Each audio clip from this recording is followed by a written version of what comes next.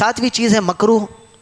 مکروہ وہ ہے جس کی ممانعت دلیل ظنی سے ثابت ہو، یعنی قرآن و حدیث میں اس کا صاف ذکر پر منع نہیں کیا گیا، لیکن اس سے ملتی جلتی چیزیں ہیں جس کو اللہ نے حرام قرار دیا، تو ایسی چیزوں سے اجتناب کرنا کراہیت. مکروہ کا معنی کراہیت، یعنی جس کو پسند نہیں کیا گیا شریعت کے اندر، ایسی چیز کو مکروہ کہتے ہیں. اچھا، مکروہ کے اندر بھی دو قسم ہے، ایک ہے مکروہ تحریمی، دوسرا ہے مکروہ تنزیہی.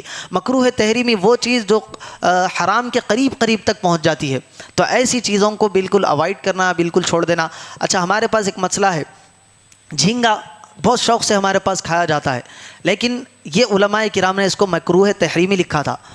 علماء کرام کو آپ دیکھیں گے تو وہ یقیناً اس سے بچتے ہی بچتے ہیں، لیکن حالیہ تحقیق کے مطابق 5-6 سال پہلے ایک ریسرچ ہوئی، ریسرچ میں سائنسدانوں نے تحقیق کر کے بتایا کہ جھینگا حرام ہے. سائنسدانوں نے کیا بتایا کہ جھینگا، اب تک جو ہم سمجھتے تھے کہ مچھلی کی قسم سے ہے، لیکن جھینگا مچھلی کی قسم میں سے نہیں ہے، جھینگا جھینگور کی قسم میں سے ہے.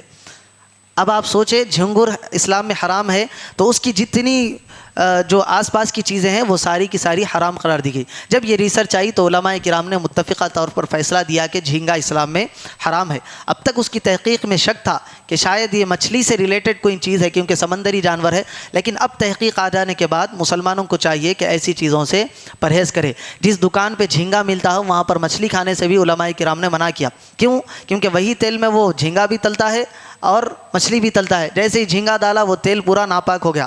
اب آپ اس کے اندر مچھلی تل کر کھائیں گے تو وہ مچھلی بھی آپ کی ناپاک ہو جائے گی. احتیاط بہت ضروری ہے.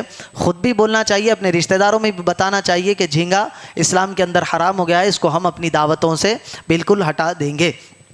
8ویں چیز ہے، اچھا مکروہ تحریمی کے بارے میں میں نے کہا کہ مکروہ تحریمی وہ جو حرام کے قریب ہے، اور ایک مکروہ تنزیہی ہے جو حرام کے قریب نہیں بلکہ ناپسندیدہ چیز ہے. ایسی چیز کو آپ کھا سکتے ہیں، بہتر تقوی کی علامت یہ ہے کہ اس کو بھی آپ ترک کر دیں.